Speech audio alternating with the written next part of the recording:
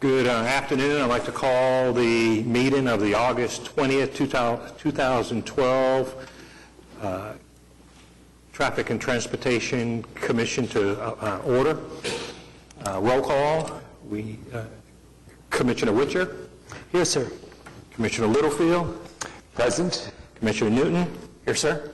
Commissioner Hale. Here, sir. Commissioner Schuline. Here. Commissioner Jenkins. Here. Commissioner George. Present. And Commissioner Yonkel. Present. Item 1B, the swearing in of the at-large traffic commissioner. Ms. Yonkel signed all the appropriate forms in the back, so she is a traffic commissioner. Welcome. Item 2, approval of minutes of the July 16, 2012 meeting. Do I have a motion concerning the minutes? I'll move to approve. We have okay. I'd like to go ahead and amend our call to order that Commissioner George is here. Thank you very much. Okay, we have a motion pending. Sir. I move for approval of the minutes as submitted. We have a motion from Commissioner Witcher to approve the minutes and a second from Commissioner Jenkins. Do we have any talk on this item? Okay, may I have your votes, please? And we have an abstain from Ms. Yonkel because she wasn't here. And from also from Commissioner George. Okay? Item 3, the reports on license, taxi, and record service. That will be done in October. Item 4, the consent docket. Do we have anybody here to speak on an item for the consent docket, 4A or 4B? Okay, do I have a motion concerning the consent docket? I'll move it to be approved, sir. We have a motion from Commissioner Schuline to approve the consent docket. A second. We have a second from Commissioner Jenkins. Do we have any talk on the consent item, on the consent docket? Okay, we have a motion from Commissioner Schuline to approve the consent docket, seconded by Commissioner Jenkins. May I have your votes, please? All right, very good. All right.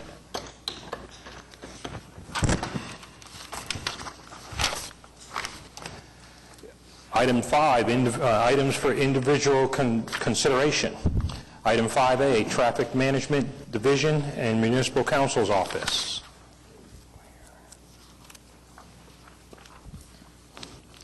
The request is to rescind action on item 5B taken by the Traffic and Transportation Commission at the June 18, 2012 meeting, approving a request submitted by Chad Sagehorn, 10405 Harvest Moon Avenue, Oklahoma City, Oklahoma, 73162 for all-way stop control at the intersection of Harvest Hills Road and Northwest 102nd Street. Do you have anybody to talk on this one? Okay.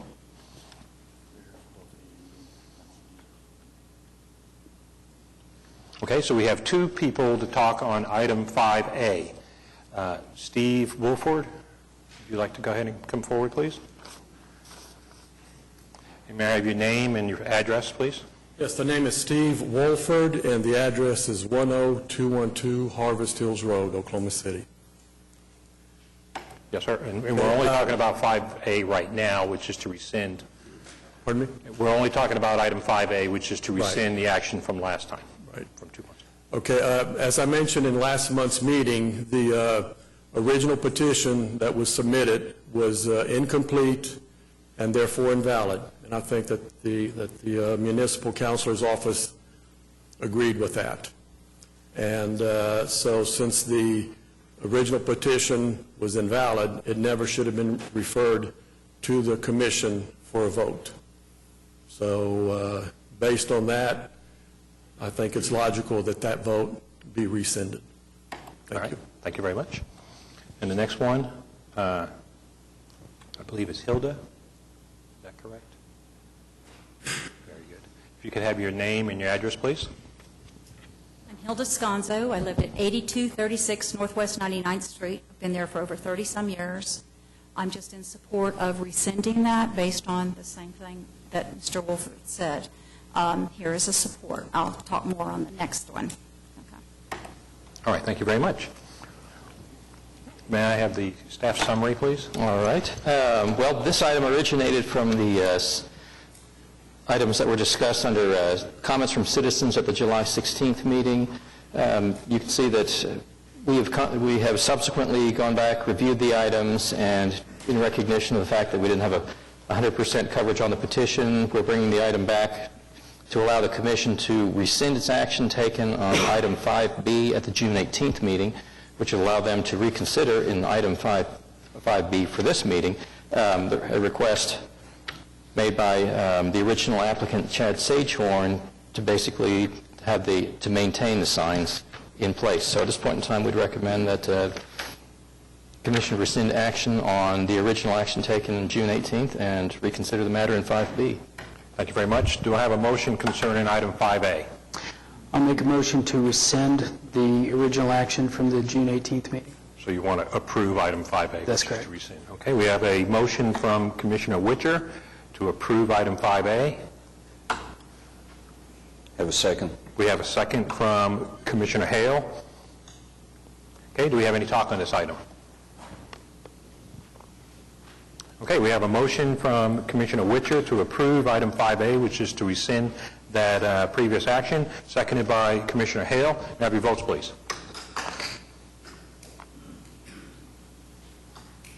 Okay. Next item, item 5B. The applicant, Chad Sagehorn, 10405 Harvest Moon Avenue, Oklahoma City, Oklahoma, 73162, to consider a request to install and maintain all-way stop control at the intersection of Harvest Hill Road and Northwest 102 Street by retaining the north and southbound stop signs on Harvest Hill Road. Okay. Is Mr. Sagehorn here? Okay. Well, then let's go ahead and go back to Mr. Wolford, and we'll go through the list that we have here. Mr. Wolford, would you like to go first? Or we do? Okay. And who would that be? Ma'am? Oh, okay. Okay, very good. If you could come on up and give your name and address, and just for all the speakers to remind you, there is a 5-minute time limit once you start talking.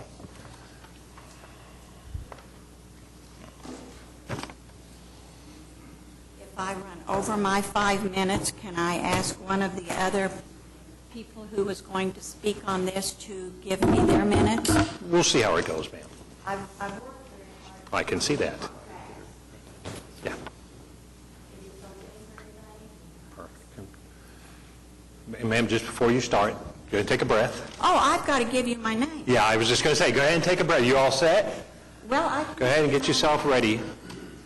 And this is my guideline here. Oh, okay. I'm glad to be here. My name's Levita Craig, 10301 Harvest Moon Avenue, Oklahoma City, Oklahoma, 73162. I was the original presenter. And I know you have guidelines for stop signs. I appreciate that, but in today's society, one size doesn't fit every situation. It has been alleged that I did not present truthfully to you. That is upsetting to me. I did follow the guidelines. And my petition on Harvest Hills Moon, every address was legitimate.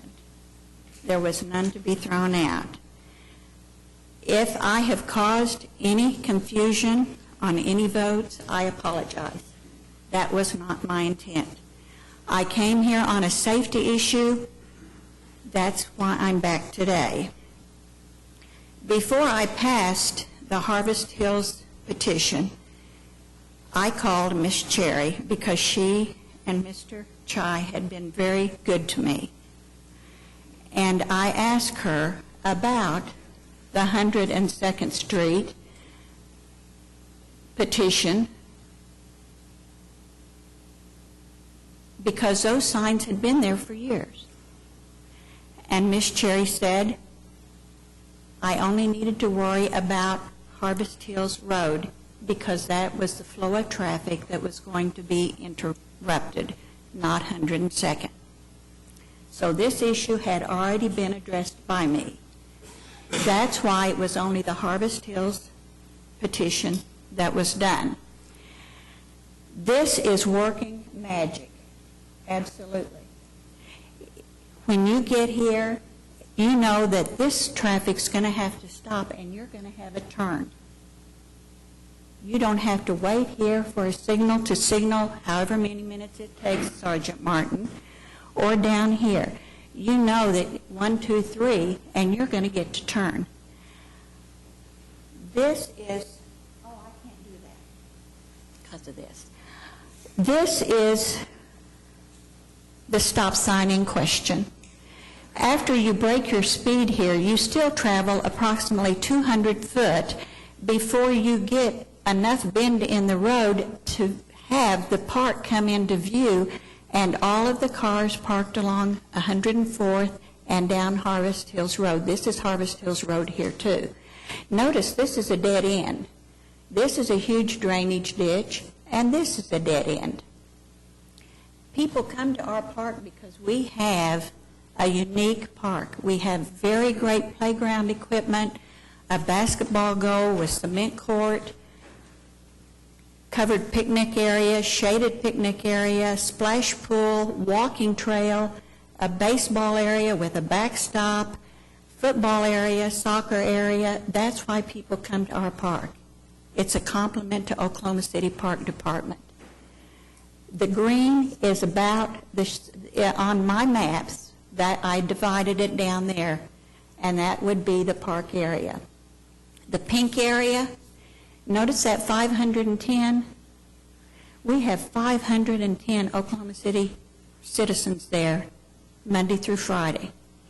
I visited the school Thursday the 16th, day of enrollment. They had 450 students enrolled, 45 staff, 15 volunteer.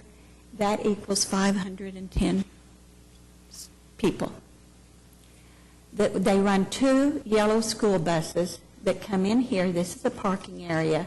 They come in here, circle the side of the building, load and unload, and exit here. They have 8 daycare buses a day, Monday through Friday, and they come in on this little semicircle here, park, load, and unload. There are 58 spaces on this parking lot, 29 in front of this little drive, and 2 off of 104th Street, giving 89 spaces. We have a lot of people. We need these stop signs. Yes, this is a 4-way stop sign here, and when they exit here, they can pull out straight because the traffic, again, is being monitored, or you stop, it's my turn. They can come down Rycroft, hit 102nd, and we have another traffic control right here. This is all filled with cars on both sides of the street, and you can only pass 1 car at a time. It's not wide enough for 2. You can go here. It is a longer route. It'll be quicker. They can turn right here, take Long Meadow Drive. Your first street going back east is 102nd. And we end up right here. Ma'am, if I could ask you to go ahead and summarize, please. I think I'm about through. Very good. We have 300 residents right here in Harvest Hills, plus our 510, plus our daily number, and we have 2 inlets and 2 outlets. And the protester said that people came to him and said, I didn't know anything about these stop signs. Come to our homeowners meeting. We would love to have you. We have less than 50 participants. Thank you. Thank you, ma'am. Okay, next. Is there anybody that wants to jump in an order here, or would you like to jump up? Okay. Yep, we'll go in whatever order you all want to go. If I could have your name and your address once you get up there. Now look at her chart here just a moment.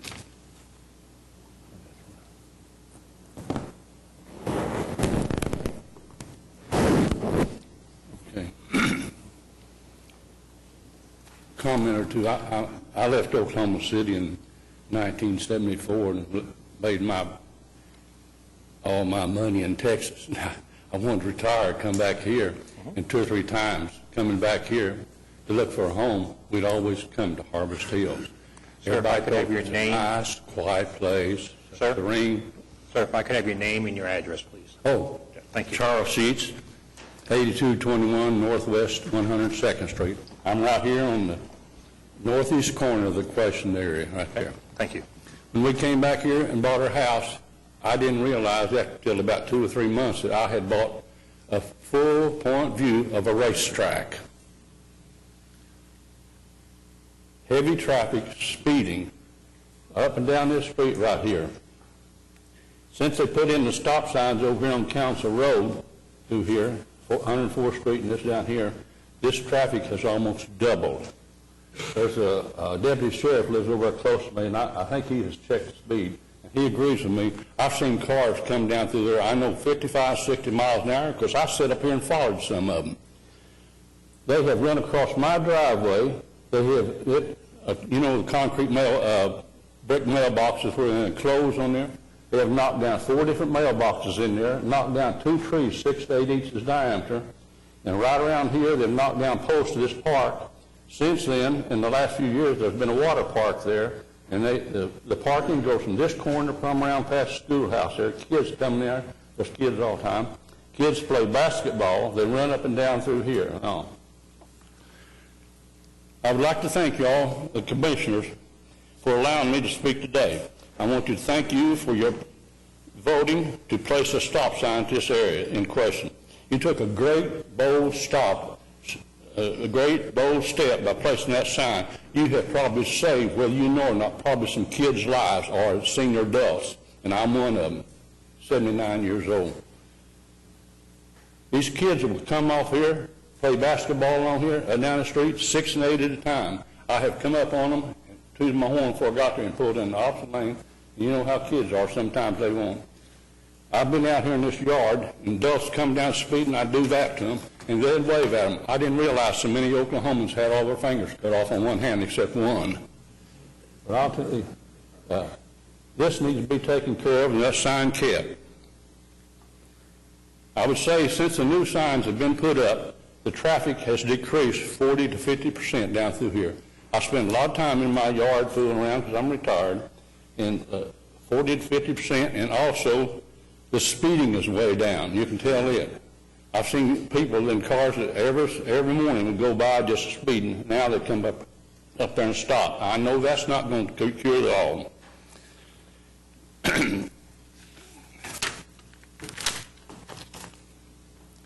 In the morning from 6:30 to 9:30, the traffic is real heavy, speeding, plus all day long, off and on, and then evening 4 to 6. Like I said, the danger areas of water park, cars parked along there, kids walking up down the street from school, playing basketball, and the driveways are sloped, and they'll shoot a basketball, and it goes through, it'll hit, it'll bounce out in the street, and they'll run after it and won't even look what's coming down through there. This is something that we need to keep the signs up there, and I appreciate your time. Thank you. Thank you very much, sir. Okay, somebody else would like to jump up? Great. If I repeat something that, or address something that's already been addressed, you have to forgive me because I didn't wear my hearing aids. Forgot to put them in. Sir, may I have your name and your Can you address? hear me? Okay. Yes, sir. May I have your name and address? Yes. I'm Don Schuhart, or Donald W. Schuhart, live at 10201 Harvest Moon, and I'm not within the 300 feet, but I am concerned. My wife and I love Harvest Hills. We've lived there for 29 and a half years, since 1983, and served in whatever ways I can or could. My attitude has been, don't ask what the neighborhood can do for me, but what can I do for the neighborhood? I think it's kind of familiar. Cone, JFK, and go through one back from there. I have a 312th stake in the community. There's 312 addresses or homes in that community, and I'm one of them. And whatever affects the community, I think affects me and affects everybody else. I have, as I said, I've been homeowners association president, or maybe I didn't say that, but I was when the original old existing signs were put in. We had some complaints about those, but nobody was so upset that they put signs out in the yard and caused another meeting, you know what I mean? But I guess that's part of living in this country, a great country, isn't it? That we can do these things and still be okay with it. The safety issue, as I recall, back in June, when you had the meeting and initially approved this, was, I think, pretty much based on the fact that there was a safety issue here. And that was, as I recall, you had a vote, and then you re-voted based on reconsidering from the safety aspect. Well, that safety aspect still exists. I have had some experiences where I've driven down 104th Street during a time when the park was in a lot of use, and it's scary. The whole neighborhood is under 25-mile-an-hour zone limit, and then the school zone is also 25 miles an hour, which I'm not sure how that works. But I did not drive 25 miles an hour through there. I reduced probably to 15 or 20 at the most, because I was expecting the little kids and whatever to be coming out from between cars and getting in and out of cars from that park activity. That does still exist. So that, I think, also along with the fact that that was approved based on some good faith work by people that observed the situation and was proactive to bring that to you fellows and ladies and gentlemen. And you were proactive in preventing what could be a very serious accident, property, and God forbid, injury or death. And I applaud that. And I think we should all. But I have concern with that yet, and I have concerns been in the neighborhood when neighbors become so upset that they need to have this thing revisited based on a technicality which nobody seemed to recognize at the time. I guess somebody dug one up. Time, as a result, has not been used very efficiently. We have a lot of issues in the neighborhood that need to be worked, and I'm sure you've got people here that could be doing some other things as well. So I really have no idea how many hours, but I'm sure God knows how many hours, extra hours have been put into this little issue. And it is really a small issue. I think there's one sign that is really causing the problem. So my question is, in addition to why are we here, what if we decide to, I think you voted to rescind the That's right, sir. As of right approval. now, there So is now not a it's full stop. reapproval, I guess what I'm asking. Yeah.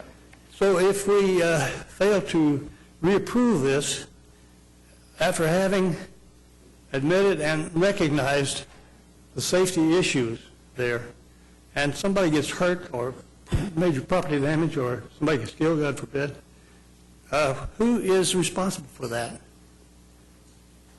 It certainly should be an item of a concern for conscience on somebody's part. And is there a legal issue or not? I think there could even be a legal liability issue here. Sir, if I could ask you to go ahead and summarize, please. Okay. So my question is, who would be responsible if a legal aspect came up? So my request to you all is that you reapprove at this point in time, reapprove this thing based on safety issues and whatever other traffic technicalities that have been taken care of, I think.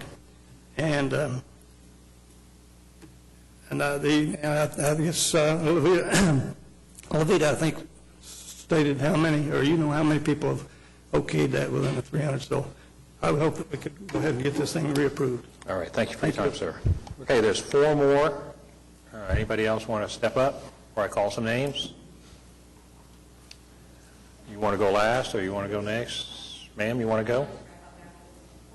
Okay, then we have Pauline Johnson, and then Ms. Wallace. Is that correct? Okay. May I have your name and address, please? My name is Pauline Johnson. I live at 8300 Northwest 102nd Street, Oklahoma City, Oklahoma. My house is on the southwest corner of the intersection in question. This was the first house built north of 101st Street. I have lived there since 1975, and I've seen many changes in these years. I would like to respond to something that Steve Walford brought up in the last hearing on July 16th that has nothing to do with the stop signs, but he opened the door. I am the piano teacher he spoke of who lives across the street from him. Cars do not park in front of my house morning to night. Most of the parents drop their kids off, come back and pick them up. I have two families on one morning a week who park in my driveway, and there's only one family who parks on the Harvest Hills Street who comes in and waits for his child to have her lesson. But I don't know what that has to do with traffic flow, because parking is allowed on Harvest Hills Road at that point.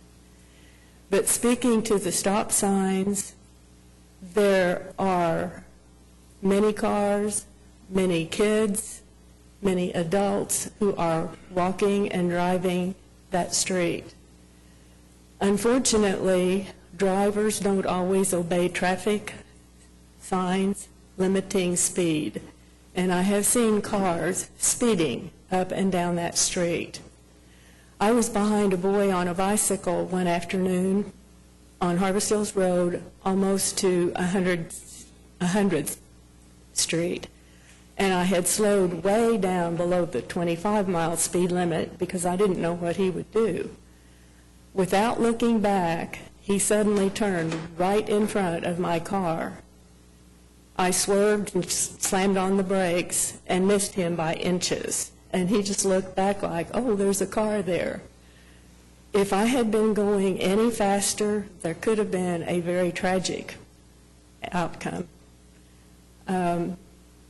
Children are not the only ones who are walking. Adults are walking their dogs, running and jogging. It's a busy street. And I just think the stop signs are important. I know they have slowed the traffic down because I have watched that since they've gone in. People do stop, they are slowing, they're not speeding by the time they get to that intersection, and they don't speed when they leave. So it just makes sense, common sense, for us to do all we can to make our neighborhood safe for drivers and pedestrians. Thank you. Thank you, ma'am. Ms. Wallace?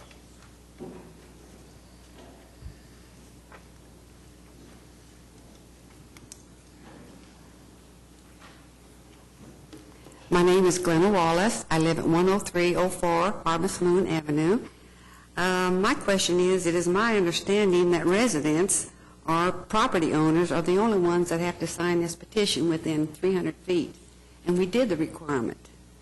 My question is, who are these people that signed the curbside petition? We haven't heard who these people were. Are they residents? Are they property owners? And I agree with everything that everybody has said here, and I hope you approve this. That's all I have. All right, thank you, ma'am. All right, which one of you two want to go first? Okay, yes, ma'am. May I have your name and address one more time, please? I'm Hilda Sconzo, again, 8236 Northwest 99th Street. I'm on the corner of 99th and Harvest Hills Road. I see that intersection all the time from where I live. I live 3 blocks away. I'm out there working in my yard.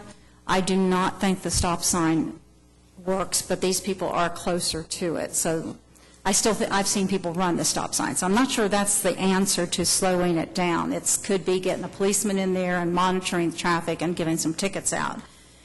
So that's why I am opposed to the stop sign. I would wonder why we haven't put in a slow park sign. that people would know that there is a park when you go around that curve, because it is a blind curve, and that is what they've done out at 50th and on 50th Street between MacArthur and Rockwell. They have a flashing light, they have a slow sign, they have a park, and they have reduced the speeds down. And I pay attention to that when I go through there, because I've been alerted. People that stop at that stop sign, they're accelerating before they get back out there. They do not know there's a park around that corner. I've been there for maybe the second oldest person here. Pauline's probably older, been in her residence longer than I have. I was there when they put the other side streets stop signs in, and I think what's caused the unhappiness in the neighborhood here is the fact that this was not well known by the residents. It was not publicized, and I do attend homeowners meetings. I've been on the board for half the time I've lived in that neighborhood. I put out the directories. I'm a working neighbor for there. If it had been communicated, I think there would have been more. And Mr. Wolford does have a petition. I believe it's not been turned in. But he has like 70 names on there of people that have gone through that stop sign right at his house. They do care. They don't think that that stop sign is solving the problem. And I think that's all I have. And I wouldn't make, this says that Chad Sagehorn put this in, and Chad Sagehorn is not here. So he's also the president of our association. Not sure where he fits in on this. So, thank you. All right, thank you, ma'am.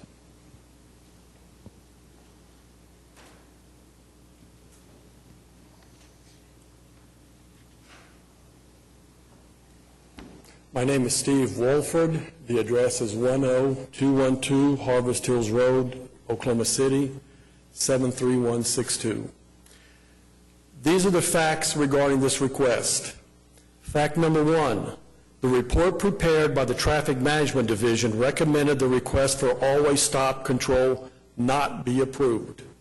Fact number two, the report stated the VPD count, vehicles per day, was only 46% of the minimum required, not even half of the minimum.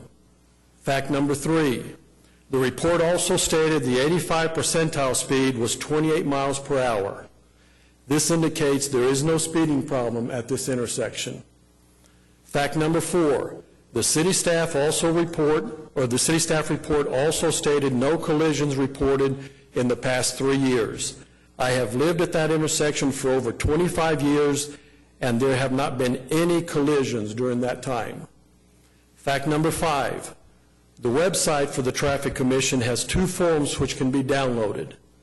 The first form is titled Stop/Yield Sign Information, and one of its subheadings is titled Multi-Way Stop, and I quote, "A multi-way stop is only suitable for instances when two collector or major streets intersect." End of quote. This intersection does not meet that requirement. Fact number six, there is a note at the bottom of that same form, and I again quote, "The City of Oklahoma City does not install stop signs for the purpose of reducing speed." End of quote. This rule would also not support the installation of stop signs in this case, but is redundant, since there is no speeding issue because, as the city staff reported, 85% of the traffic was at 28 miles or less. Fact number seven, the note goes on. Numerous studies have shown that the installation of unwarranted stop signs actually increases the top speed of motorists between signs. Unwarranted stop signs increase delay, emissions, and noise. They are soon ignored by drivers who realize they are unnecessary. Close quote. This is exactly what has happened since these unwarranted signs were installed. Fact number eight, as I stated in last month's meeting, there were several blatant misstatements and factual errors made by the petitioner during the June hearing. I do not have time to review all of them again, but the most egregious was that this issue had been widely disseminated and widely discussed in the neighborhood. Commissioner Littlefield used the term general membership of the HOA. My wife and I have started a new petition and have gathered 71 names. These people are very upset and state they were never made aware this was even under consideration. People ask two questions. First, whose idea was this? And second, Why was I not informed? Residents are very upset at how this was handled and by the fact they were not informed nor given an opportunity to voice their opinion. This was done by a very small group of people within the HOA, and the general membership was neither informed nor consulted. Fact number 9, in his cover letter, the president of HOA gave speeding and cut-through traffic as the 2 reasons for the request. However, he supplied no evidence nor any proof to support these claims. As a study conducted by city staff showed, there is no speeding problem. When asked about the cut-through traffic in June, Ms. Gregg responded, and I quote, "I walk the neighborhood picking up trash, and it's not cars I recognize."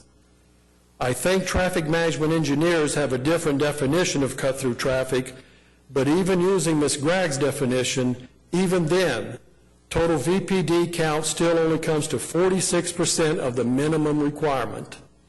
So, both the speeding and cut-through reasons given by petitioners are simply not supported by the city staff study. Fact number 10, last one. The new city staff report states on page 3, and I quote, "The existing traffic controls on Harvest Hills Road and Northwest 102nd Street prior to July 3rd, 2012, properly assigned the right-of-way to Harvest Hills Road. Based on the observed traffic, the use of stop control on 102nd Street is the more appropriate form of operational traffic control for this intersection," end of quote. According to traffic engineers, the prior control, without the 2 stop signs, is the best control. In conclusion, this intersection does not meet one single requirement for this type of stop control in terms of VPD count, speeding, collision history, decision site distance, and collector/major street intersection. As Commissioner Kula stated in the June hearing, in the past, requests similar to these have been sent back to the Homeowners Association with the suggestion a letter be sent to all residents and the matter handled internally. We agree and firmly believe the Traffic Management Division's recommendation that the request not be approved should be followed, the new request should be denied, the 2 unwarranted stop signs removed, and this be returned to the HOA to be handled internally. Okay, if I could have a couple minutes to address some of the statements that were made. About 1 minute. Okay. One statement that was made by Ms. Johnson was that I said in last month's meeting that cars were parked in front of her house all day long. That's not what I said. I said that she gave piano lessons in the morning, before school, at lunchtime, and after school. That's when cars are parked there. Okay, so it's not all day long. And another thing that some other person said is that, this is a raceway. That is absolutely not true. There is another stop sign at 98th Street where people have to stop. So there are several factual statements, and hopefully you all remember them from last time, but there were several factual misstatements that were made last time that simply are not true and that impact, the speed of cars coming down. And also in terms of safety, when I moved to my house, I had a son that was 5 and another that was 1 year old. I raised both sons on that corner. And if I ever thought that there was any problem, any safety issue, believe me, I would have been the first one, to try to do something about it. So I'm just as concerned as anybody else about any type of potential safety issue. Very good. Thank you, sir. Thank you. May I have staff recommendation, please? Okay, I'll just give you a brief recap. The action you're talking about was originally initiated and heard at the June 18th, 2012 meeting, but it was subsequently discovered that the petition included with the application was not complete. So the original application has been submitted, and since that time, and now conform to the Commission's operating policies and procedures with respect to petition canvas area coverage. Since the original hearing on the matter and its discussion at the July 20th meeting, the applicant has submitted a supplement to the original petition that covers the balance of the petition canvas area that wasn't included with the original application. The combined petition, consisting of the original along with the supplemental petition, meets the Commission's policy requirements. The applicant has fulfilled the policy requirements to the best of his ability and has provided a petition that shows that 71% of all residents within the required canvass area, all of whom were contacted as is evidenced on the petitions, signed in support of the original request. Those who signed the petition circulated in late July and August did so following the installation of the stop signs on Harvest Hills Road, which occurred on July 3rd of 2012. In recognition of the applicant's ability to satisfy the petition requirements with the requested stops on Harvest Hills Road in place since July 3rd, staff recommending approval of the request, which will allow the stop signs installed on Harvest Hill Road at 102nd Street to remain in place. So action on this matter is going to be at the discretion of the Commission. Thank you. May I have a motion concerning item 5B? In making this motion, do I need to limit this to 5 minutes? Not at all. Understanding that making a motion... Well, first you have to make the motion, then we can talk. Right. Okay. And understanding that making a motion does not necessarily indicate preference one way or the other, I'm going to make a motion that we approve based on staff recommendation. Okay, so we have a motion from Commissioner Witcher to approve item 5B. And I'll second that motion. We have a second from Commissioner George. That is to keep the stop sign, correct? That is to keep it a four-way stop, or make it into a four-way stop by paper. Okay, so we have a motion from Commissioner Witcher to approve, which is to maintain the all-way stop, and seconded by Commissioner George. Now up for discussion, sir. Thank you. I'd like to, I think that Mr. Wolford made most of the, I'm on record having, by previous motions and previous votes, as not agreeing with having these stop signs there based off of the traffic engineering data that do not support, first of all, don't support using stop signs as a means of speed control, and also don't support that there's a serious speeding problem. Obviously, if the 85th percentile is at 28 miles per hour, there's some portion of the drivers that are not observing the speed limit. But as Ms. Johnson said, drivers don't always obey signs, and we have evidence that they don't obey stop signs. If stop signs were useful for speed control, then the stop signs that have been at 98th and Harvest Hills Road since 2002 would have been effective, or the stop signs at Rycroft on 104th since 2000 would have been effective. So when I vote, I'm going to maintain the integrity of my vote and vote against this, keeping the stop signs there. I think other than that, Mr. Wolford made most of the points that I would have made. I think that it's an idea for consideration that some type of signage identifying that there's a park would be positive. Okay, is there anybody else that'd like to talk on this item?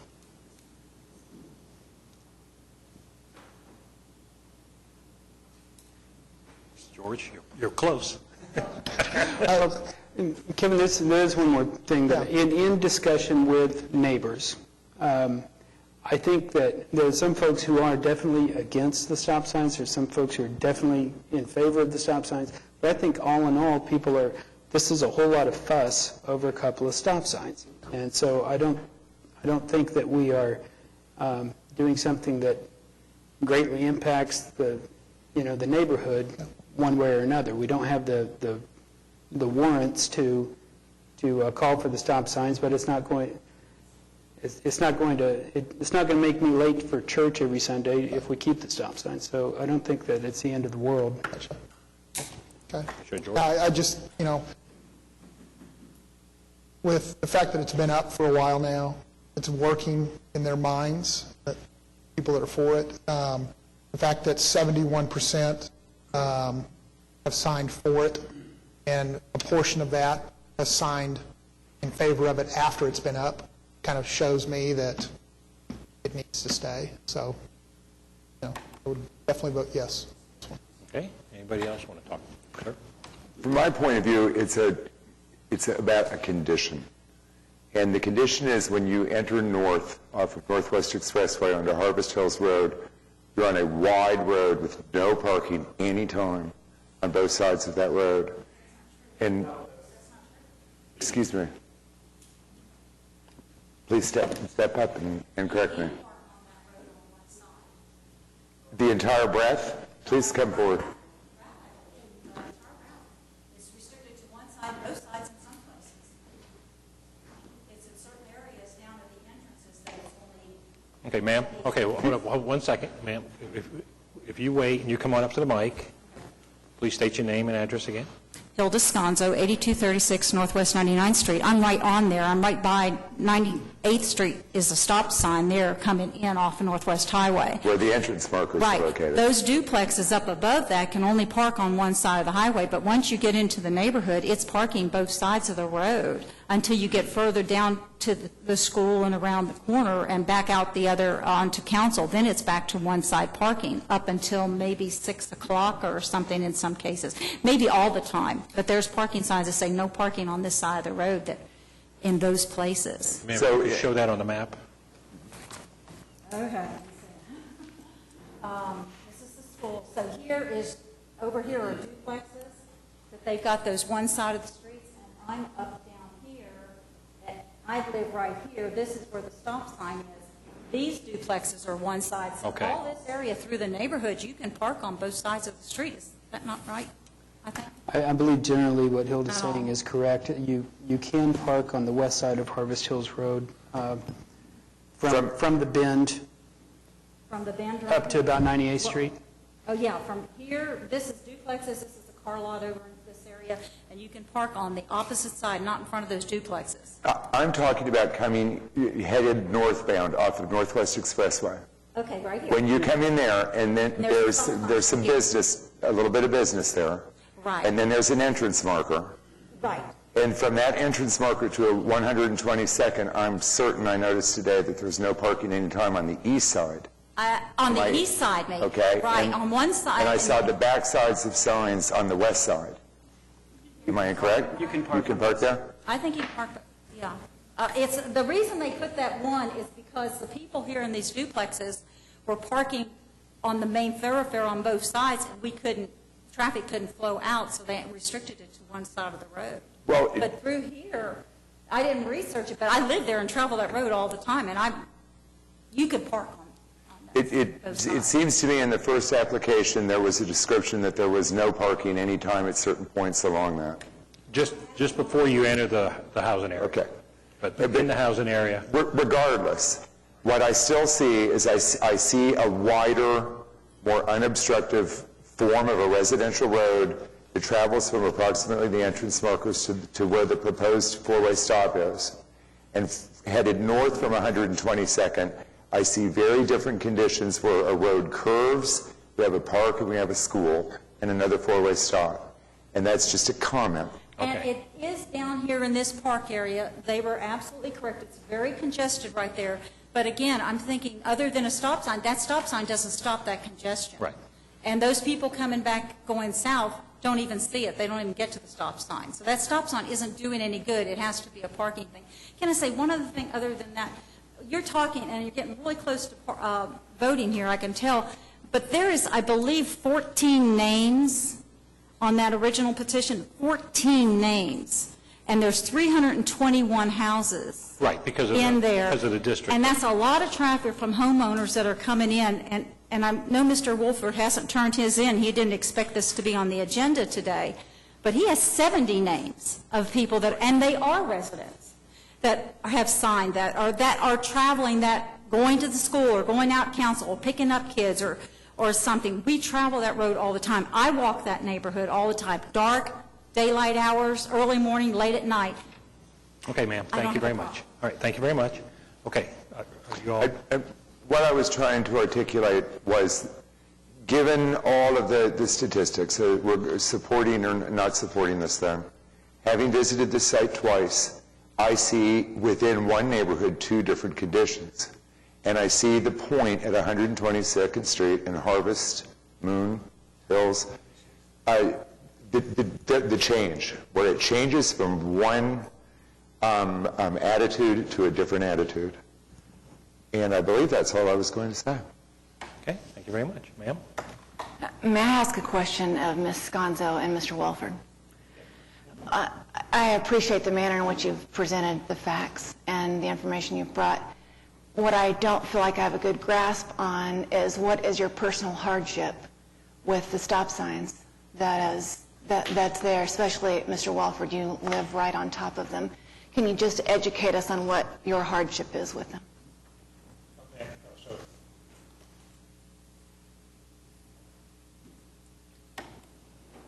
we need your name and address. Okay, name is Steve Wolford, 10212 Harvest Hills Road. I don't think it's as much a hardship issue as just a fairness issue. Okay, the original petition was not done properly, and we've heard excuses as to why it wasn't done properly. But the rules and regulations that I received and everybody received from Mr. Chai are very clear what the requirements for the petition are, and those were not followed. Okay, and that plus the fact I watched the video of the June hearing 6 times, and it really upsets me at all of the misstatements and factual errors that were made. One of them, and it was made 3 times, was that when people turn off of Northwest Expressway to come north in Harvest Hills, there's nothing to break their speed, and that is simply not true. That was made 3 times. Mr. Witcher tried to correct Ms. Gregg once, but she still repeated a second time because there is a stop sign at 98th. The other misstatement that was made was that there is no parking allowed on either side of Harvest Hills, and there is. And so I think that in June, when the commission voted, since the staff recommended it not be approved, what swayed the commission was the verbal statements that were made, and those verbal statements were incorrect. And it's just a matter of, being correct, doing it by the rules, and so on and so forth. Another thing, okay, someone just mentioned that the school has like 500 people now. When my sons went to school there were over 1,000. The school was overcrowded. We had T buildings. Okay, since that time, a new school has been built about a mile away, and I think a very good argument could be made that the traffic in the neighborhood now is less than what it used to be, because there's half the number of students there. Very good. Ma'am, can you answer your So it's, it's more just a matter of fairness and a matter of how the process was done. Yes, thank you. Okay. Anybody else? I'd just like to, I think that just in the spirit of fairness, I think that the petition issue was not an intentional thing it wasn't an intentional deception, and I think that's been corrected now. Okay, very good. Anybody else? Yes, sir. With regard to additional signing, like a park, or you've seen those signs, like slow children playing types of signs. I believe that is, am I correct that those kinds of signs are available to neighborhood associations via the Neighborhood Alliance? Those aren't necessarily signs that have to be petitioned for? Now, with respect to something like a park sign, that would be something the city would do internally. I mean, we can go ahead and post an advisory sign if it's desire of the neighborhood that, something like that be posted on the approaches. That would be just fine. With respect to Watch for Children signs, the process that we use is we will allow either a neighborhood association or individuals to approach the city if they're wanting to put a warning sign of that type in their neighborhood. The only thing that we do is we provide them with some guidance that specifies the materials and the layout for the sign, which they will purchase and provide to the city, along with a letter from like the adjacent homeowner at the location where they'd like to see it installed. If they can provide that to us, they can deliver the sign to us, and we'll take care of getting it installed. But it's not a sign that the city itself ordinarily condones by, installing it, because I hear with as many people who request those things, oftentimes if you will read in a lot of the requests that you're going to be, or future letters that you're going to see in a lot of these upcoming reports, you'll see where these signs have been installed in neighborhoods, and now the original applicants claim that they're not very effective. So It's one of the reasons why the city will allow them to be installed, but does not, produce them and install them by itself. Okay. Is there any other talk on this item? Sir, which one would like to talk, ma'am? Levita Gregg, 10301 Harvest Moon Avenue, Oklahoma City, Oklahoma, 73162. Mr. Chai, did Chad Sagehorn not call you this morning and explain why he could not be here? I received an email message from Mr. Sagehorn that said that it indicated he had some other form of a commitment and that you'd be here representing the item on his behalf. Well, it was brought up that he was the president of the Homeowners Association. He is behind this, but he had a business this morning he had to take care of. Mr. Littlefield, glad to know you've been here twice. You're correct. Over here, across from the 98th Street sign, there's a little area there that has the Harvest Hills entry brick lighted sign. There is a no parking anytime there. There's 3. If you will notice these little green arrows, I walked that and I marked my map so that I came prepared this time so that I wouldn't be misquoted. Up here, these green arrows, those say no parking 8 to 4, Monday through Friday. And it is on both sides of the street. And thank you for visiting our neighborhood. Any other talk on this item? Okay, we have a motion from Commissioner Witcher to approve item 5B, which is to maintain the all-way stops, and is seconded by Commissioner George. May I have your votes, please?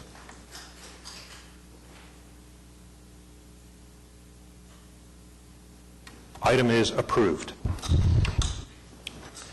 Okay, item 5C. Applicant Arthur Washington, 8001 Wood Duck Drive, Oklahoma City, Oklahoma, 73132. Consider a request for the installation of a traffic signal at the intersection of North Council Road and Northwest 82nd Street. You have anybody to talk on this item? Okay, we do. Arthur Washington. May I have your name and address, please? Yes, my name is Arthur Washington. My address is 8001 Wood Duck Drive, Oklahoma City. Okay, and would you like to talk? Yeah, I'm here to request that the city would install a traffic light at the intersection of Northwest 82nd and Council because of the frequency of accidents that have occurred there. Northwest 82nd is the main street that the residents of Harvest Hill South use when leaving Northwest Expressway to enter Harvest Hill South. I live in Wilshire Ridge, which is on the east side of Northwest Expressway, as Harvest Hill South is on the west side. The accidents that have occurred there, I have one here on May 11th. There's a duplex on the corner of Northwest 82nd and Council, and it's on the north corner. So if you were heading north on Council and you turn left to go into 82nd, that duplex would be on the north corner. This was a little unusual. It was at night, and it was inclement weather, a little bit of rain, and the vehicle apparently was traveling at a higher rate of speed than it should have been, went across the curb and drove into the duplex. I had the opportunity to meet the resident that lived there, and that person told me that she had rented that property in January, and she has witnessed around 33 accidents there since January 2012. I don't have that amount of information, or I cannot provide that at this time. I trust that the staff may have accumulated some data from the police department, the Hefner Division, or maybe from the fire department to either support or discount that claim. 33 sounds like a lot to me. I'd like to know that was not true, but it may be. Sometimes accidents happen and people don't call the police or the fire department, just exchange information, insurance information, go on. On June 19th, there was another incident there where a vehicle was heading northbound, and it stopped on Council with a signal light on to make a left turn onto 82nd, and it got rear-ended. That's the typical type of accident that happens there when vehicles are heading northbound and turning left, or when vehicles are heading east out of 82nd and wanting to go north on Council. It's a 45-mile-an-hour road. It's a 4-lane road. It's pretty dangerous trying to enter that road or trying to leave the road, because if you head north on Council, it's a bad S-curve. Did I get that right? It might sound funny. Bad S-curve. And when you're traveling that curve, when you get to, you can't see the intersection at 82nd until you come out of the last bend in that curve. Then you see the intersection. And if someone is sitting in the left lane, the cars behind them tend to want to wait till the last minute to get over. If someone's on their right, they can't. That's when the brakes get hit hard. Someone gets hit. So it would create a much, I believe, a safer environment there for us, and reduce the amount of accidents and reduce damage to people's property if we could do something about that, install a light. Very good. Anybody else to talk on this? All right, thank you very much. I've got another item also. Right, but we're only talking about 5C right now. Okay. Yeah, we'll have to call you up on the next one. Mr. Chai, you got the staff summary, please? All right, got quite a report in front of you. This is the first of 2 requests that's been submitted by Mr. Washington for consideration at this meeting. You've got all our staff comments before you. You'll note that at the bottom of page 3, we discussed the collision experience, especially with respect to decision sight distance, which is a function of the posted speed limit. In summary, the review of signal warrants found that this location currently does not satisfy any of the 9 warrants for the use of a traffic signal based on the warrants provided in the Manual on Uniform Traffic Control Devices. In this particular situation, there are a couple of solutions that could be considered to address the request before you. The decision sight distance condition on the south approach to the intersection could be mitigated by the removal of some rear yard fences along Council Road. For the reasons cited in the staff report, you'll see that this is somewhat of a problematic and probably a heavy-handed solution to something like this, because it would involve a taking of property from adjacent residents. Another possible alternative is signalized traffic control at the intersection. And in the next item, one other means of addressing this is through a speed limit reduction.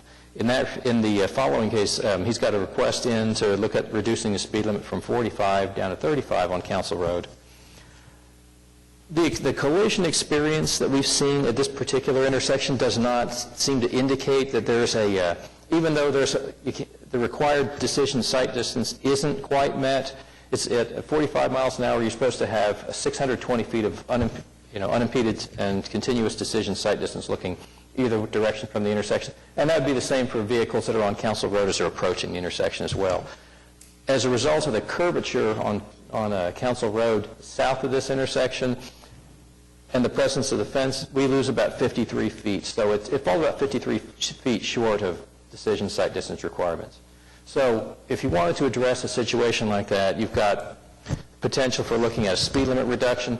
But in this particular case, because if you look at the traffic volumes that we've got, even though it doesn't meet warrants for signalization, we show that there's like 18,770 vehicles per day on Council Road, and you've got 1,128 coming out on 82nd Street, which is a fairly decent number, but 82nd Street is also a neighborhood collector for the area.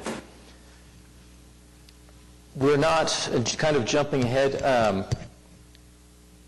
A speed limit reduction on Council Road, although it's something that, from a cost perspective is certainly less expensive than doing almost anything else possible, it's probably not a very realistic solution to the problem, because if you look at the posted speed limits on all the surrounding roads, the expressway, which is kind of the north end of this thing, that's posted at 50, but every other arterial leading to and passing through this area is posted at 45. So to post this 1 mile at 40, you probably not get the level of obeyance to this posted speed limit as we would hope. So in a particular situation like that, it's in recognition of that aspect of human behavior when traveling through this area. we're leaning towards recommending the installation of a traffic signal at this particular intersection. But not only that, if you consider a signal, consider it with the left turn lane, simply because, without a left turn lane, we get a fair number of requests for trying to accommodate left turn movements without a lane, and that's problematic on its very best day. So anyway, you've got all our comments before you. At this point in time, the staff recommendation would be to consider approving the request as submitted, and doing so with the recommendation that a northbound left turn lane be included with that approval. Ma'am, just before I go to motion this, can I receive input on the next item also, so we can consider kind of both items at one time? Can I receive input from him and from Mr. Chai? I believe we need to have a motion before you can discuss an item. Right. Well, even before we want to talk about it, but if we want to open up item 5D to hear from Mr. Washington and from Mr. Chai, because both are at the same spot, can we get that input? Okay. If that would factor into your decision on this one, I think. Correct. Okay. Then I'd like to open up to item 5D, which is the consideration of a request to change the speed limit on North Council between West Wilshire Boulevard and Northwest Expressway from 45 miles per hour to 35 miles per hour. So what we're going to do is we're going to receive your input on that and Mr. Chai's input, so we get all the data before we go back to 5C. So, sir, if you could come up and state your name and address. My name is Arthur Washington. I live 8001 Wood Duck Drive, Oklahoma City. And I'm here to discuss item D, to consider a request to change the speed limit on North Council Road between Wilshire Boulevard and Northwest Expressway from 45 mile an hour to 35 mile an hour. I bought my home in 1998. My backyard faces council.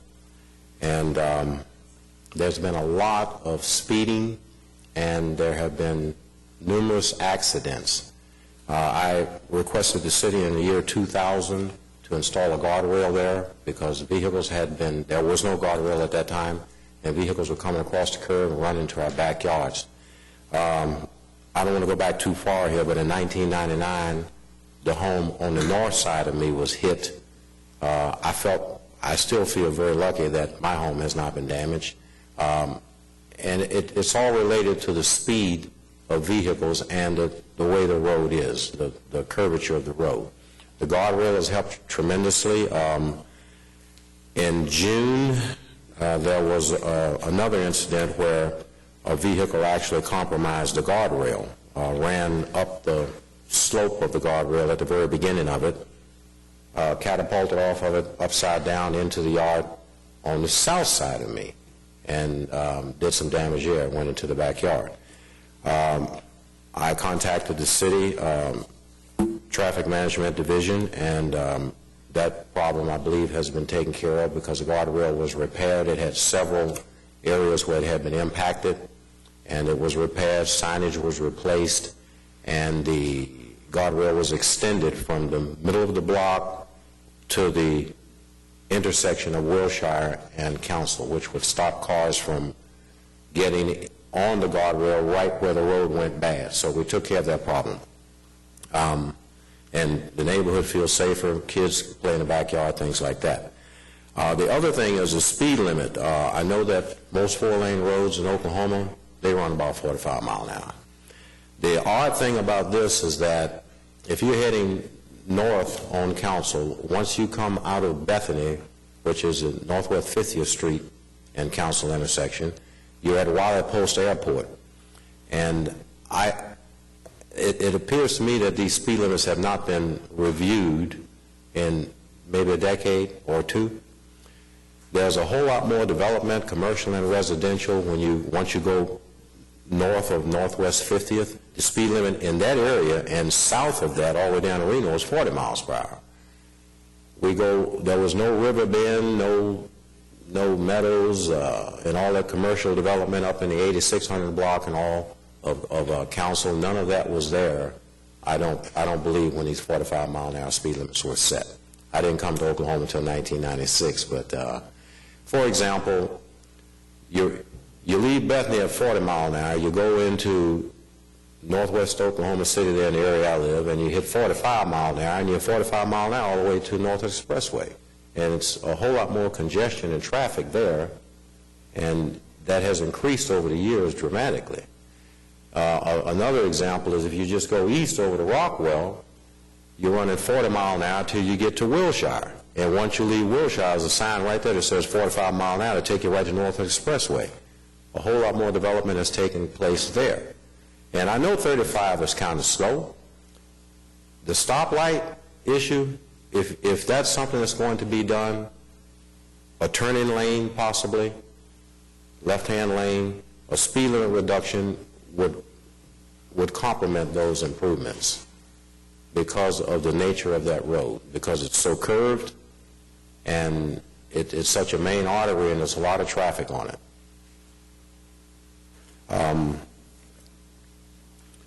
I've got numerous accidents here that have happened on right there. It just seems to be right there between the 7900 block and the 8300 block, always heading northbound.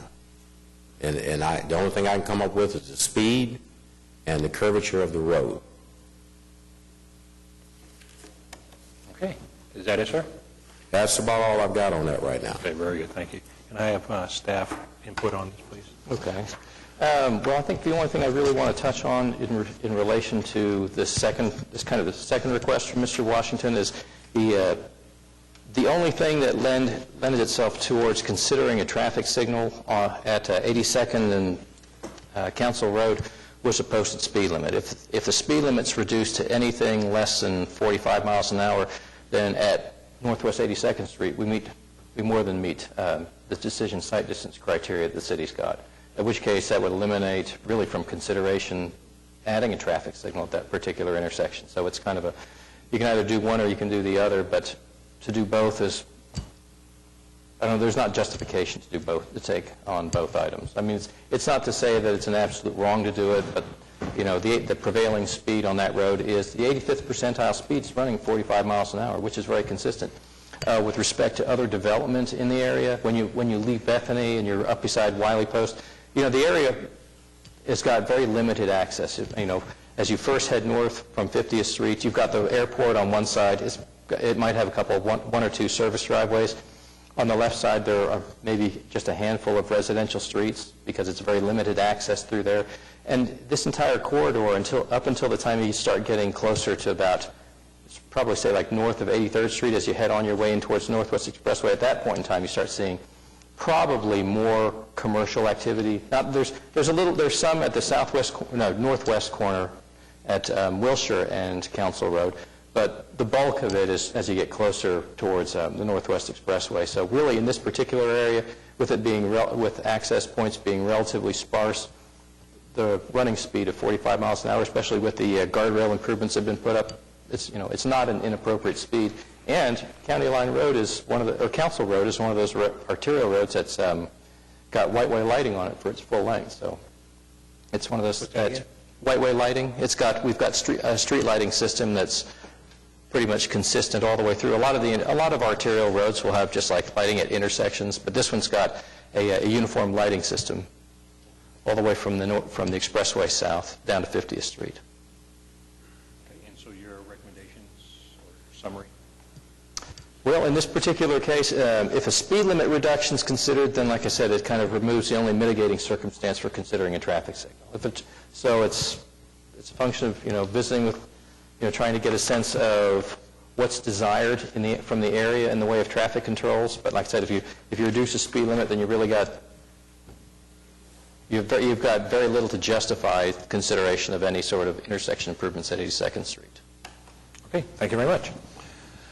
Okay, so I need a motion on item 5C, which is to consider the installation of the traffic signal at the intersection of North Council and Northwest 82nd Street. I'm going to make a motion that we approve the process for getting a signal light added with a left turn lane at 82nd and Council Road. Okay, so we have a motion from Commissioner Witcher to approve item 5C with the modification of the left turn lane in the northbound. Okay, do I have a second? And we have a second from Commissioner Jenkins. Do you have any talk on this item from the commissioners? I'd like to, just so that everyone knows, my understanding, Mr. Chai, is that if this is approved, it becomes part of it goes on to a list of unfunded projects where we don't really have any way of knowing when it might be constructed. Is that correct? That's correct. See, because items that are approved through the Traffic Commission, unless, well, an item wouldn't need to be taken on after it's approved here if it was already subject to like inclusion in like a bond project or something along that line.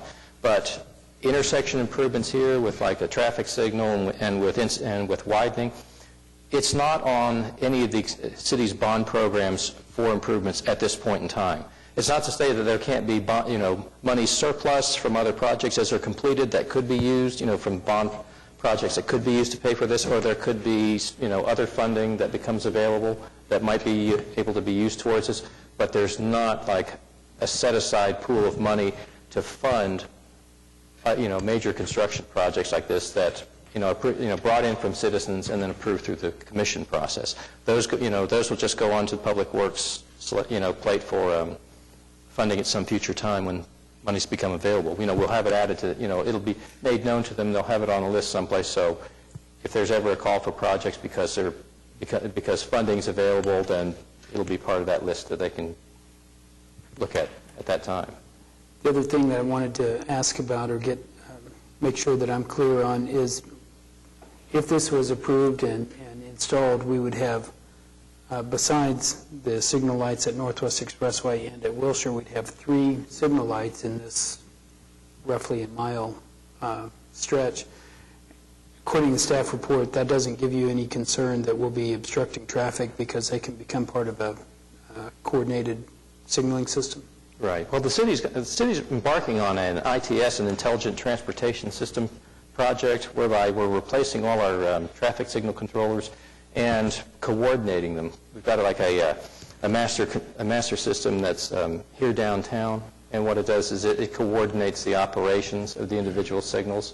And so, on major arterial routes, time of day based timing patterns to move progress traffic in its heaviest directions during the morning and the evening peak hours. All that sort of thing can be managed from a central location at this point. But the system is in the process of being built. There's over 740 signals across the city, and I just don't have the number in front of me to let you know how many have been replaced and are now being coordinated. Is there a projection, though, of when that would be complete or when that work would be done on North Council Road? I think I'd have to get an exact date on it. I could guess at it, but I'll have to get you an exact date, or more specific information. The reason I'm bringing it up is I guess we could have a really congested thing with 3 signal lights. We could have kind of a congested thing until they're all coordinated with each other. Well, if they were very closely, if they were really closely spaced, like as you get more towards the Expressway and Council Road, the very first one south of there is you got Britton Road, then you have 89th Street, and then, so those ones will have a tendency to be more challenging to operate. And I want to say that those ones are already coordinated, but I'll have to double check on that for you. Okay. Okay. I'm Arthur Washington again. I have heard some complaints from some of the residents about the light at Britton Road and the coordination of that there's been some accidents there also. Something about, I don't know a lot about it, but I heard people complaining about it, since you all brought that up. The only complaint I'm aware of at that location is the lack of a permissive left turn. That's one thing I've heard, because when the signal was constructed, it was constructed with a northbound left turn movement that was protected only. And so consequently, if you're in that left turn lane and you see a gap, you're held because your signal doesn't allow you to make a permissive left turn. Well, as far as the light at 82nd and Council is concerned, when you're heading north on Council, again, that curve, you can't really see the light until you round that curve. You can't see the intersection until you round that curve. Maybe it's some type of coordinating signaling device like a flashing amber and a yellow sign that says signal ahead would be appropriate to have on that east side before rounding that curve, in case the light has changed up there, or light changing, something like that. That would be something we'd probably look more closely at around when we're getting ready to go to construction. Widening or creating a turning lane may reduce that lack of visibility. Well, what the northbound left turn will do is if, in the event that, because, you know, with the curve in the road, I mean, you can't, like I said, decision sight distance is kind of a two-way thing, because it's not only looking from an intersection back up the road, but it's also coming up the road looking towards that intersection. Having that left turn lane where left-turning vehicles can pull out of the way of through-moving traffic, right, gets them out of, you know, it reduces their accident potential for being rear-ended. Okay. Yes, ma'am. Okay. Recognizing that it may not be immediate or in the near future that a traffic signal would be placed there, is it possible to have an interim, temporary project such as reducing the speed?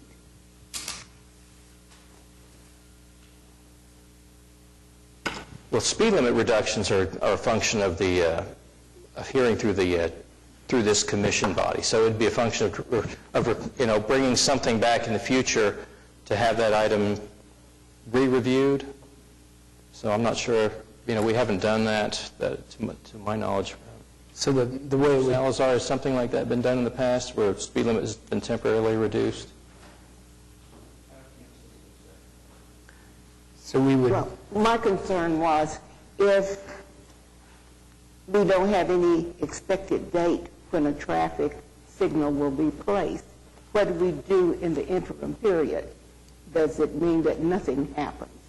So I was trying to see if there was any type of plan that we could go with that would give some temporary relief.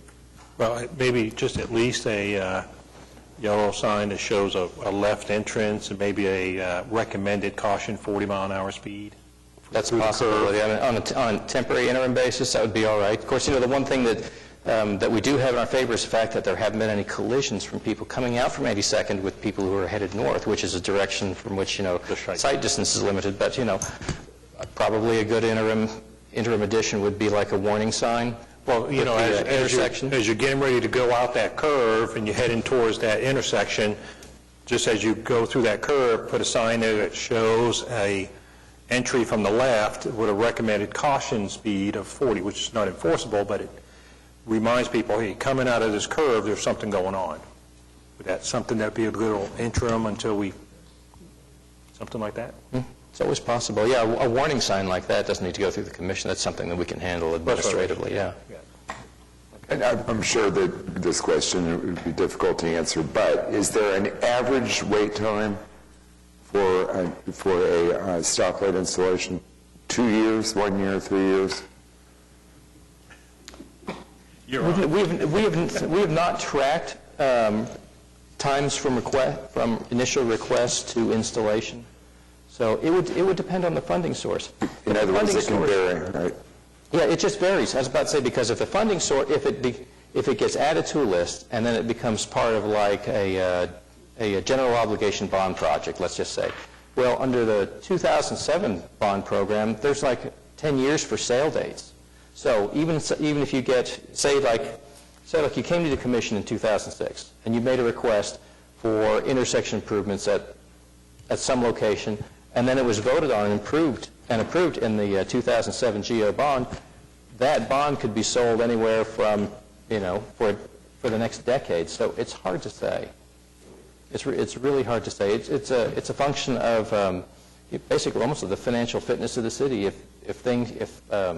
tax revenues are up or there's other sources of funding that are available, then projects would probably have a tendency to get done sooner, as opposed to, you know, you start coming under you know, financial distress, in which case it may take longer. So I don't think we've ever tracked an average time.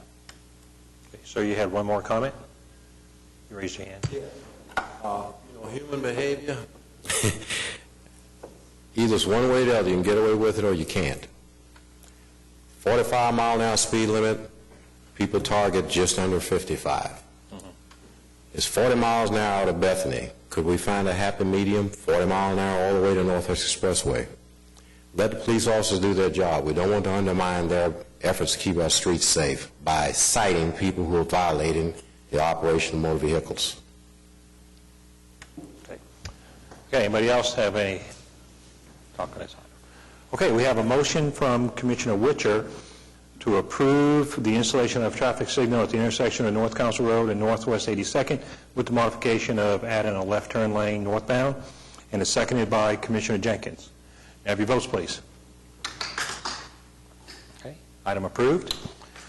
Okay, and while we're on it, we've already had input and we've already had staff opinion, so I need a motion concerning 5D, which is to request a speed limit change on North Council Road between West Wilshire Boulevard and the Northwest Expressway from 45 to 35 miles per hour. Do I have a motion on that? Make a motion to disapprove the request. Okay, we have a motion from Commissioner Witcher to disapprove item 5D. Second. And it's seconded by Commissioner Hale. Okay, do we have any talk on this item? Just to confirm, approving this basically nullifies the ability to put in the left-hand turn that we just approved. Well, I mean, it reduces... This was just the speed limit. That's right, but if it goes to 35, there's no longer the need for the left-hand turn. Oh, I see what you're saying. Right. If we were to approve it. If you were to approve it. This motion is to disapprove it. Right. Okay, so if we were to disapprove this, everything stays as it is, and the traffic light tries to get installed. That's right. Okay. But, so you're saying if we were trying to approve this, what was your question? If one agrees to disapprove or disagrees to disapprove is ultimately, if this goes forward, the left-hand turn stays in place, right? As a recommendation and a big capital improvement. Thank you. And of course, when we vote to disapprove, it's an approval to disapprove. It's a yes to a no. All right. Okay, so anybody else want to talk on this item? Well, yeah, I guess I do. It was noted in the last item that we're going to put up a reduced speed sign in yellow. It was talked about, but it wasn't in the I item. think it was noted. It was a recommendation to the staff. Right. And so, in effect, Are you prodding the harder to it's the going staff? to be reduced, not legally, I guess, but with a yellow sign and with the showing the intersection coming up, right? So, Yeah, those are just caution when you put like a 40 mile per hour. Yeah, those are advisory speeds. Advisory speeds. Not enforceable, but just advisory. Okay, so, yeah, this motion has nothing to do with that. That's still our request to the staff. Well, would it be appropriate to modify the motion so that it adds a recommendation to the staff to... Do you need us to tell you to do it, or can you do it on your own? On my to-do list. It's on his to-do list. And he gets on them in about a day or so. So, you're saying that we don't need to go back an item and put it on there as a requirement, okay? Okay, any other talk on item 5D? Okay, we have a motion from Commissioner Witcher to disapprove item 5D, seconded by Commissioner Hale. 5D. I know, I'm sorry. That's why I say it again and again, so we all know what we're doing. All right, let me say it again. We have a motion from Commissioner Witcher to disapprove item 5D, which is the speed limit change, seconded by Commissioner Hale. Can I have your votes, please? Okay. Item is disapproved. You understand? So the speed limit is disapproved. We're going to ask for signal lights with a left turn lane, and Mr. Chai is going to put up a little caution sign with a recommended slower speed. All right? All right. The sign goes up until the turn lane and light is installed. It all depends if he needs it up there or not. Yeah, once you put a light up, you probably don't, a turn signal, a turn lane. But that'll be the interim kind of thing that we were talking about. Okay? All right, item 5E, applicant GP Johnson Hightower Properties LLC, 105 North Hudson Avenue, Suite 200, Oklahoma City, Oklahoma, 73102, and Traffic Management Division, Municipal Code 32-366 and 32402. The request is to consider request 4.1, the removal of 4 two-hour meter parking spaces on the west side of North Hudson Avenue adjacent to 105 North Hudson Avenue, and establishment of a commercial loading zone and passenger loading zone on the west side of North Hudson Avenue from approximately 40 feet to 150 feet north of the north curb line of West Main Street within the inset on-street parking area adjacent to 105 North Hudson Avenue. And we have somebody that would like to talk on this. Oh, there you are, sir. May I have your name and address, please? Johnson Hightower, 1207 Huntington Avenue. My request really wasn't that complicated, and I'll be really brief. I lost my designated commercial loading zone, and I need one back. It was on Concord, and it's not, Concord isn't there anymore. So anyway, simply the request was the most convenient spot I can think of would be the front of the building as opposed to Main Street on the south.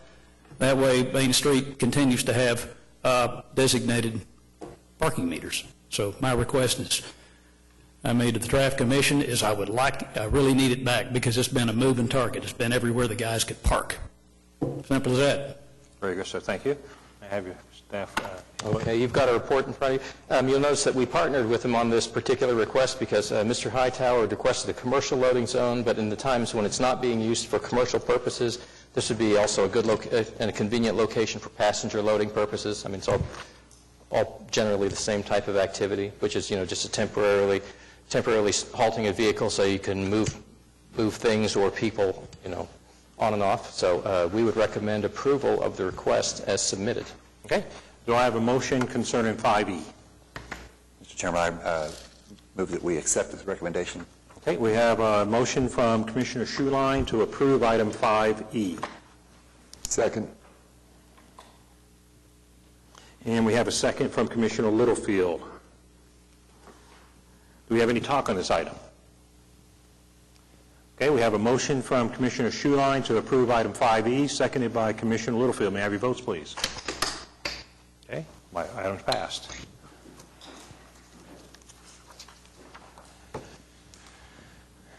Item 5F, the applicant, Cohalt P. Kimker, Devon Energy Corporation, 333 West Sheridan, Oklahoma City, Oklahoma, 731025010. The request to consider the removal of 4 metered parking spaces on the east side of North Hudson Avenue adjacent to 333 West Sheridan Avenue. 2, establishment of passenger loading zones on the east side of North Hudson Avenue from approximately 55 feet to 160 feet north and 190 feet to 275 feet north of the north curb line of West Sheridan Street within the inset on-street parking areas adjacent to 333 West Sheridan Avenue. Item 3, remove the no parking anytime restriction on the north side of West Sheridan Avenue from approximately 480 feet to 565 feet west of the west curb line of North Robinson Avenue. And 4, establishment of a passenger loading zone on the north side of West Sheridan Avenue from approximately 480 feet to 565 feet west of the west curb line of North Robinson Avenue within the inset on-street parking area adjacent to 333 West Sheridan Avenue. Sir, may I have your name and address, please? Yes, Clay Kempker, 4417 Karen Drive, Edmond, Oklahoma. I'm the executive responsible at Devon for the development of the tower and surrounding buildings, and we are here today to respectfully present to the group a request for the 3 laybys, one at the front door on Sheridan to the south entry of the building, one at the auditorium, which auditorium will also be open to 501c3s into the public on the weekends, and then one at what we call the garden wing entry, which, if you recall from the design, allows for people to walk in air conditioning from Hudson all the way to Robinson through the connector to the call court. Okay. Thank you very much. Sir, may I have your staff input? Okay, and I've mentioned this as the last request, but these two cases before you are the first two that we've had to kind of start reestablishing some of the parking controls that were displaced as part of the Project 180 process. In particular, like on Hudson Avenue here, the ordinances that established the 1 and 2 hour meter parking zones kind of wiped the slate clean of other parking conditions or passenger loading conditions. So what we're doing now is we're just reestablishing these, and typically it's in partnership with building owners and business operators that are seeking to have like loading zones reestablished. So we'd recommend approval of the request as submitted. Do we have a motion concerning 5F? Mr. Chairman, I recommend we accept staff's recommendation. And we have a motion from Commissioner Schuline to approve item 5F. And we have a second from Commissioner Jenkins. Do we have any talk on this item? We have a motion from Commissioner Schuline to approve item 5F, seconded by Commissioner Jenkins. May I have your votes, please? Item is approved. All right, item 5G, applicant, Oklahoma City Public Works Department, 420 West Main Street, Suite 700, Oklahoma City, Oklahoma, 73102. The request, consider the addition of east and westbound stop signs at the following intersections in order to establish all-way stop control. 1, North Air Depot Boulevard and East Hefner Road. 2, North Douglas Boulevard and East Hefner Road. 3, North Westminster Road and East Hefner Road. Do we have anybody to speak on this item? Have you filled out a slip? Oh, no, yeah, that's fine. No, I was just... Oh, that's fine. You can fill it out later. Fill it out later. Just may have your name and address, please. My name is Debbie Miller. I'm with the Public Works Department. My address is 2117 Abbeywood, Oklahoma City. Public Works is requesting four-way stops at these 3 intersections to address the safety concerns of residents in the area. And I can answer any questions you might have. Okay. May I have staff input? You've got all our comments before you. With respect to meeting criteria for all-way stop control, the intersections are all too low volume for typically to meet the city's established criteria for looking at all-way stop control. So really, given the nature of the area, the fact that establishing all-way stops at rural intersecting section line roads is not an uncommon practice and isn't unexpected, action on this particular item would kind of be at the discretion of the commission. Okay. So do I have a motion concerning item 5G? I'll make a motion to approve. Okay, we have a motion from Commissioner Witcher to approve item 5G, seconded by Commissioner Hale. Okay, do we have any talk on this item? Ma'am? Yes, I would like to ask a question. You mentioned this was a safety factor and the result from a number of people. And I just wanted to know how many people. I don't have an idea of how vast the problem is, or if there is a big problem.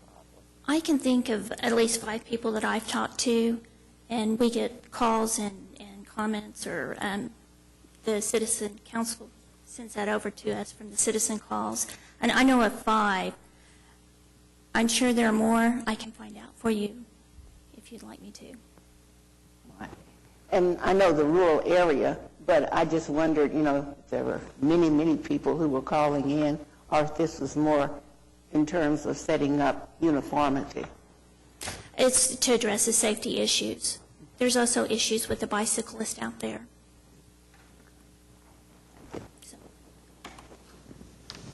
Okay, do we have any other talk on this item? Okay, we have a motion from Commissioner Witcher to approve item 5G, seconded by Commissioner Hale. Can I have your votes, please? Item is approved.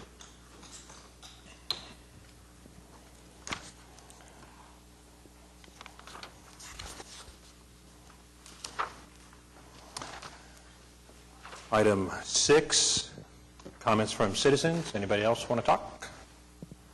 Okay. Item 7, reports from traffic commissioners. Mr. Witcher. I think on the petition for four-way stops, this issue that we talked about for 3 months now, I think it's resolved, nicely.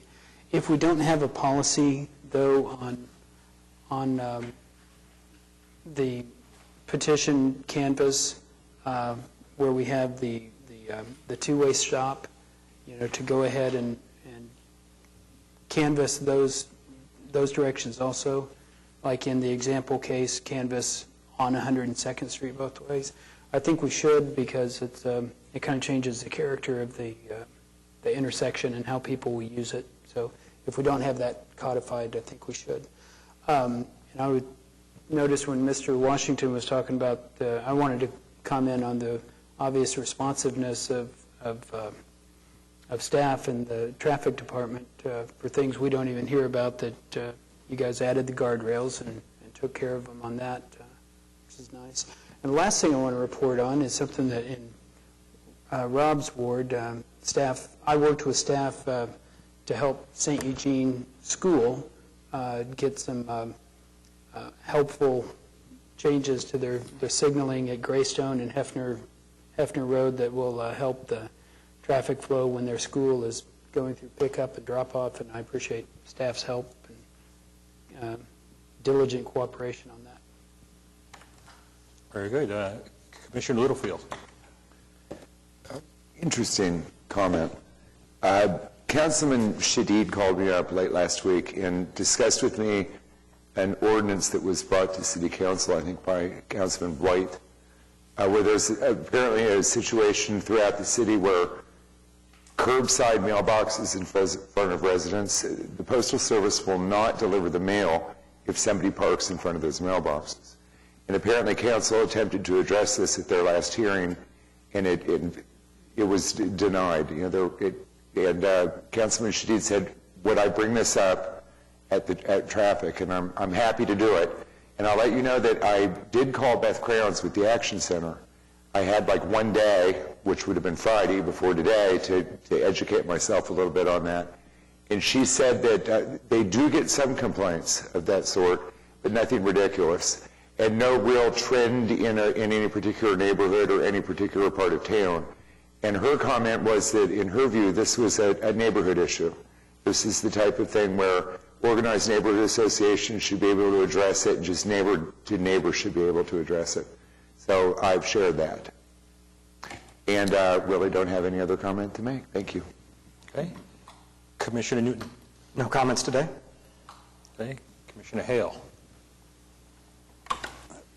Recently, I've got a number of phone calls regarding the signage, the light timing from Southwest 89th going out south. A lot of folks are feeling like they're spending a lot of time at an intersection, stopped, waiting on no traffic. Is this in conjunction with the synchronization that's going on? Do you have any other locations? Pennsylvania and Western. I'm talking about 104th, 119th, 149th on Pennsylvania and Western both. I'll have to check on that for you. I can't answer the question offhand. Okay. Thank you. Thank you very much. Commissioner Schuline. Nothing to add. Thank you. Commissioner Jenkins.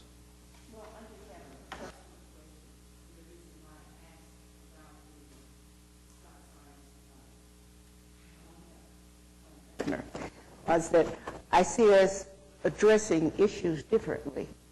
We had the situation from Harvest Hills, and where we're asking about petition and how many people signed and so forth. And, here we don't have anything. other than perhaps a few people who have voiced concern. And I was just a little puzzled by the action. And also with the traffic light. Do we have different policies depending on the issue?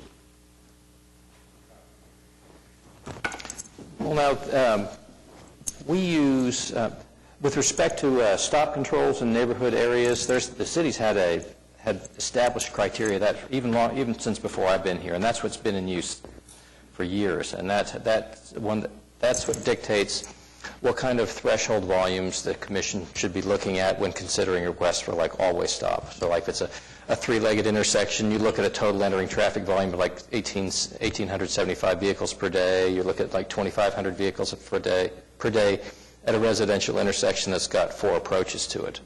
Now, those numbers aren't necessarily reflected in like the manual and uniform traffic control devices.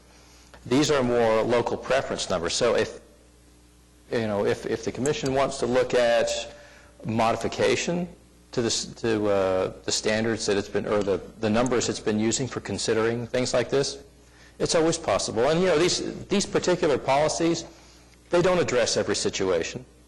I mean, I won't give a location, but several years ago, this isn't related to the use of stop control. We had a neighborhood request for a parking restriction. And on the face of it, the restriction there was no rational reason for it. The instance cited was that with vehicles parked along one side of the street, it made it difficult to negotiate the turn when they arrived at this intersection from a residential street onto a local arterial. Well, the restriction they requested, ordinarily speaking, if you're going to get a restriction that impacts, turning movements or, the ability to get in and out of an intersection, it's typically in the neighborhood of maybe 50 or so, something like that feet. But this is in the neighborhood of, I think, about 200 feet. So it didn't really make any sense on the face of it. But it was a request that was used to address a suspected issue with, I guess, like a drug house in the area. And by approaching the commission, coming to them, having a restriction installed, it made it difficult for operators at this particular alleged place to do business, and consequently they left. We never got any negative feedback from the area as a result of it. Matter of fact, we got some positive feedback later on, but we didn't get any negative feedback resulting from the original request. So it's hard to say what drives an individual or a group of individuals to put forth a request. Sometimes it can be clearly spelled out for the benefit of the commission. Other times, not so clearly. So, I mean, there's, like I said, when we review these cases and we give you a recommendation, it's based on, the established policies. If it's outside those norms, we're not in a position to recommend it, but we certainly don't stand up here and, say that, you absolutely cannot consider it for any reason. Because, in the event of adding an always stop in a residential area, a lot of times it does no harm. Now, whether or not it's needed or what type of situation it's intended to address, that's just something you have to ascertain for yourself, by dialoguing with the people that are applying for these things. But so it's very much an exploratory process, and one that you need to talk with applicants. And a lot of time, like in today's meeting, we got a lot of public feedback, which is kind of rare for this body, very rare for this body actually. But yeah, as far as absolutes, there aren't that many. Still not clear. My thinking was kind of along the same lines. Today, I think 3 or 4 of the issues actually didn't go along with the book, and although they were recommended for approval, and I guess want to applaud you for that, because I think all the ones that you recommended for approval should have been approved, and they were, but getting that human element into the process, I think, is really important, that it's not just a book that says you don't have your 12 cars short, so you can't have it, or whatever. But so anyway, that's sense on that. Well, which is the actual true point of why we're here. It would be real simple that somebody puts in something, he looks at it and goes, it's green, it's good. It's red, no. Well, it comes here, and we can get those different shades. Okay? And our new traffic commissioner, Ms. Elk. I have no issues today, but I just want to say I'm honored to serve and look forward to learning a whole lot and working cooperatively with each of you. Council? Staff? Oh, okay. No, I got Captain? Nothing? Anybody want something from the captain? More enforcement. He's ready. I might extend a thank you to Captain Martin for the selective enforcement that was done in the neighborhood pursuant to our June 18th meeting. Yeah. Oh, yeah, they do a lot of good work. All right, so we got all that. All right, now. All right, I'll close off. There's a memo from me to you at the tail end of the agenda. It basically talks about a little bit about the policies, but also with respect to probably what you caught an earful today on, which was public notification. When it comes to like the Open Record or the Open Meeting Act, the only thing that we have to do as staff is we have to file notice of the meetings and the agendas with the city clerk, who will in turn post it in place of, I think in the past it's been described as a place of like conspicuous notice.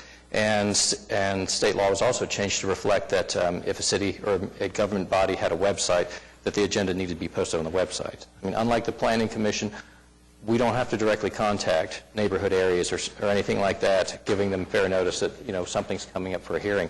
So I've got this, I put together a kind of an illustration of a barricade that, we could consider putting out, because we put out our agendas typically the Wednesday before the meeting, and we could start distributing those things, especially in the residential areas, at locations where something's being considered. So it'd be out there for several days, and you don't have to really, and it would reach a wider audience than like a direct mailing within 300 feet, which to us, would, considering we put our agenda out on a Wednesday, would be problematic at very best, because, then we'd be reliant on the delivery of the post office, and if it gets delivered, that would be great, but if not in time, then you might hear complaints that, well, I wasn't notified in time. So this would allow us to be able to put out a notice that more people would be able to see and, see consistently. So just something for your consideration. It's going above and beyond what's required in the way of notice, but like I said, it would address some of the complaints that you heard today. So are you asking us to consider it? It's something I think we will try it.